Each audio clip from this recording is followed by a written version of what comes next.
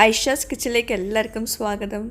അപ്പോൾ ഇന്നും ഷെയർ ചെയ്യാൻ പോകുന്നത് നല്ലൊരു ബ്രേക്ക്ഫാസ്റ്റ് റെസിപ്പിയാണ്. ഒരു കപ്പ് തേങ്ങയും ഒരു കപ്പ് അരിപ്പൊടിയും കൊണ്ട് തയ്യാറാക്കാൻ പറ്റുന്ന നല്ലൊരു ബ്രേക്ക്ഫാസ്റ്റാണ്. എല്ലാവർക്കും വളരെ ഈസി ആയിട്ടുള്ള ബ്രേക്ക്ഫാസ്റ്റ് റെസിപ്പീസ് അല്ല വേണ്ടത്, കറികളൊന്നും വേണ്ടാത്ത നല്ലൊരു ബ്രേക്ക്ഫാസ്റ്റ്. അപ്പോൾ ഇത് അതുപോലത്തെ ഒരു ബ്രേക്ക്ഫാസ്റ്റ് റെസിപ്പിയാണ്.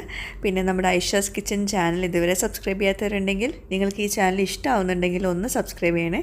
അവിടെ കാണുന്ന റെഡ് സബ്സ്ക്രൈബ് ബട്ടൺ ഒന്ന് പ്രസ് ചെയ്യുക. അതിൻ്റെ കൂടെ ചെറിയൊരു ബെല്ലൈക്കൺ ഉണ്ട്, അതോടൊന്ന് പ്രസ് ചെയ്യുക. അപ്പോൾ ഇതുപോലെ കാണാം, ഇതിൽ ഓൾ വേണം പ്രസ് ചെയ്യാൻ കേട്ടോ, എന്നാലേ നിങ്ങൾക്ക് നോട്ടിഫിക്കേഷൻസ് ഒക്കെ കിട്ടുള്ളൂ.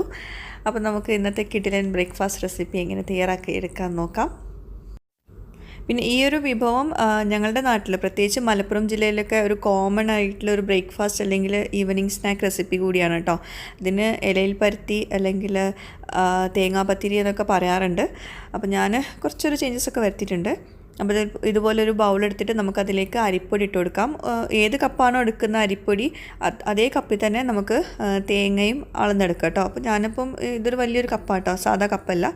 അപ്പോൾ തേങ്ങ ഞാൻ ആദ്യം കുറച്ച് മാത്രം ഇട്ട് കൊടുക്കുന്നുള്ളൂ, കാരണം ചില അരിപ്പൊടിക്ക് നമുക്ക് വല്ലാണ്ട് തേങ്ങ ചേർത്ത് കൊടുക്കാൻ പറ്റില്ല. എന്നിട്ട് നമുക്കതിലേക്ക് ആവശ്യമുള്ള ഉപ്പ് ഇട്ട് കൊടുക്കാം. പിന്നെ ഞാനിപ്പോൾ ഇതിൽ ഒരു സ്പെഷ്യലായിട്ട് ഒരു ടേസ്റ്റ് വരാൻ വേണ്ടിയിട്ട് കുറച്ച് കരിഞ്ജീരകം ഇട്ട് കൊടുക്കുന്നുണ്ട്. നല്ലതുമാണ്, അതുപോലെ നല്ലൊരു ടേസ്റ്റുമാണ് നമ്മൾ ഇതുപോലത്തെ റെസിപ്പീസിലൊക്കെ ചേർത്ത് കൊടുക്കുമ്പം. ഇനി ഇതിലേക്ക് നമുക്ക് ഒഴിക്കാനുള്ളത് വെള്ളമാണ്. വെള്ളം ഞാനിപ്പോൾ ഒരു കപ്പ് വെള്ളം, ചൂടുവെള്ളം എടുത്തിട്ടുണ്ട് കേട്ടോ. നല്ല തിളച്ച വെള്ളം വേണ്ട, കുറച്ച് ചൂടുള്ള വെള്ളം വേണം. എന്നിട്ട് കുറേശ്ശെ ഒഴിച്ചിട്ട് നമുക്കിത് ഇതുപോലെ കുഴച്ചെടുക്കണം. ഇങ്ങനെ കുറേശ്ശെ വെള്ളം ഒഴിച്ചിട്ട് മുറുക്കി കുഴയ്ക്കുക എന്നൊക്കെ നമ്മുടെ നാട്ടിൽ പറയാറുണ്ട്. അപ്പോൾ ഞാൻ കുറേശ്ശെ വെള്ളം ഒഴിച്ചിട്ടാണ് ചെയ്യുന്നത് കേട്ടോ. കാരണം നമ്മൾ ഒരുപാട് വെള്ളം ഒരുമിച്ച് ഒഴിച്ചു കൊടുക്കുമ്പം ചില അരിപ്പൊടിക്ക് അത്രയും വെള്ളം വേണ്ടി വരുന്നില്ല. ഞാനൊരു 3/4 കപ്പോളം വെള്ളം ഒഴിച്ചിട്ടുണ്ടാവും, ഒരുപാടൊന്നും ഒഴിച്ചിട്ടില്ല കേട്ടോ. അപ്പോൾ നന്നായിട്ട് കുഴച്ചെടുക്കണം. ചില അരിപ്പൊടി തരി ഉണ്ടാവും, അപ്പോൾ തരി ഉണ്ടാവുമ്പം ഈ ഒരു ഇലപ്പരുത്തി ടേസ്റ്റ് ഉണ്ടാവില്ല കേട്ടോ. അപ്പോൾ ഞാൻ കുറച്ചുകൂടി തേങ്ങ ഇട്ട് കൊടുക്കുന്നുണ്ട്. തരി ഇല്ലാത്ത നല്ല പശ പോലത്തെ അരിപ്പൊടി ഉണ്ടാവില്ല, അത് നല്ല ടേസ്റ്റാണ്. അപ്പോൾ നല്ല രീതിയിൽ കിട്ടും, നമ്മൾ എത്ര കുഴച്ചാലും നല്ല പെർഫെക്റ്റ് ആയിട്ട് കിട്ടും. അപ്പോൾ നന്നായിട്ട് ഇങ്ങനെ ഇത് കുഴച്ചെടുക്കുക. എന്നിട്ട് ഒരു വലിയൊരു ബോളാക്കിയിട്ടെടുക്കുക കേട്ടോ. ഞാനിപ്പോൾ ഇവിടെ യൂസ് ചെയ്തിട്ടുള്ള അരിപ്പൊടി ലുലു റൈസ് പൗഡറാണ്. ഞാൻ ലുലുവിൻ്റെ റൈസ് പൗഡറാണ് യൂസ് ചെയ്യാറ്.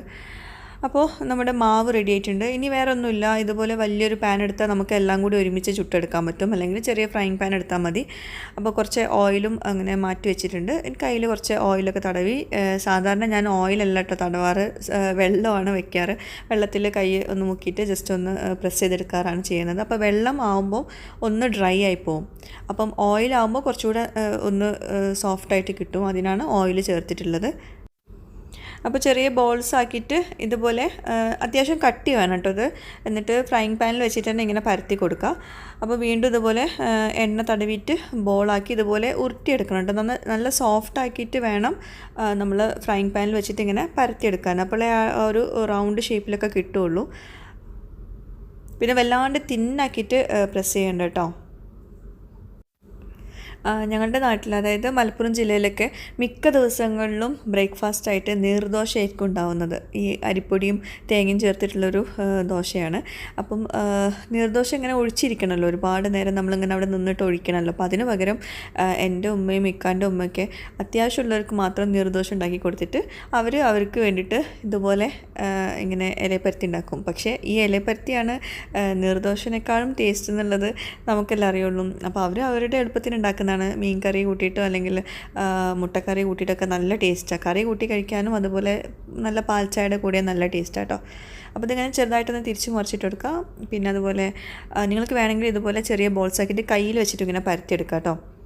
പിന്നെ നാട്ടിലാണെങ്കിൽ ഇല ഉണ്ടല്ലോ, പൊടിയൻ്റെ ഇല എന്നൊക്കെ പറയില്ലേ, ആ ഇലയിൽ വെച്ചിട്ട് ഇതിങ്ങനെ പരത്തിയെടുക്കും. എന്നിട്ട് വേറൊരു ഇല അതിൻ്റെ മുകളിൽ കവർ ചെയ്തിട്ട് ചട്ടിയിൽ വെച്ചിട്ട് നമ്മൾ ചുട്ടെടുക്കും. അങ്ങനെയാണ് ചെയ്യാറ്. അപ്പം ആ ഒരു ടേസ്റ്റ് വേറെ തന്നെ, ആ ഒരു ഇലയുടെ ഒരു മണം ഉണ്ടല്ലോ, അതും കൂടി ഉണ്ടാകുമ്പോൾ നല്ലൊരു ടേസ്റ്റ് അതിന്. അപ്പോൾ നമുക്കിപ്പോൾ ഇവിടെ ഇലയൊന്നും ഇല്ലല്ലോ, അപ്പോൾ ഇലയെ പരത്തി ഇപ്പോൾ തൽക്കാലം നമുക്ക് ഫ്രൈ പാൻ പരത്തിയാക്കാം. പിന്നെ ഞാനൊരു ഭംഗിക്ക് വേണ്ടിയിട്ടാണ് ഇത് ചെറിയ ഇലപ്പരുത്തി ആക്കി എടുത്തിട്ടുള്ളത്. അപ്പോൾ സാധാരണ എൻ്റെ ഉമ്മയും ഇക്കാടും ഉമ്മയൊക്കെ ചെയ്യുന്നത് വലിയൊരു ബോളാക്കിയിട്ട് അത് വലിയൊരു പാനിൽ വെച്ചിട്ട് പരത്തിയെടുക്കും, അല്ലെങ്കിൽ ഇലയിൽ വെച്ചിട്ട് ഒന്ന് വലുതാക്കിയിട്ടൊന്ന് പരത്തിയെടുക്കും. അങ്ങനെ വരുമ്പോൾ നമുക്ക് 2-3 പേർക്ക് അത് കഴിക്കാൻ പറ്റും. ഒറ്റയടിക്ക് നമ്മുടെ ബ്രേക്ക്ഫാസ്റ്റ് റെഡിയായി കിട്ടും. പിന്നെ ഇതേപോലെ തന്നെ നമുക്ക് അരിപ്പൊടിക്ക് പകരം മൈദപ്പൊടി യൂസ് ചെയ്തിട്ടും ചെയ്യാൻ പറ്റും. അതും നല്ല ടേസ്റ്റാണ് കേട്ടോ. അപ്പോൾ നമ്മൾ തിരിച്ചു മറിച്ചൊക്കെ ഇട്ട് കൊടുത്തിട്ടുണ്ട്. 2 വശവും നന്നായിട്ട് കുക്കായിട്ടുണ്ട്. നമുക്കിതൊരു പ്ലേറ്റിലേക്ക് മാറ്റാം.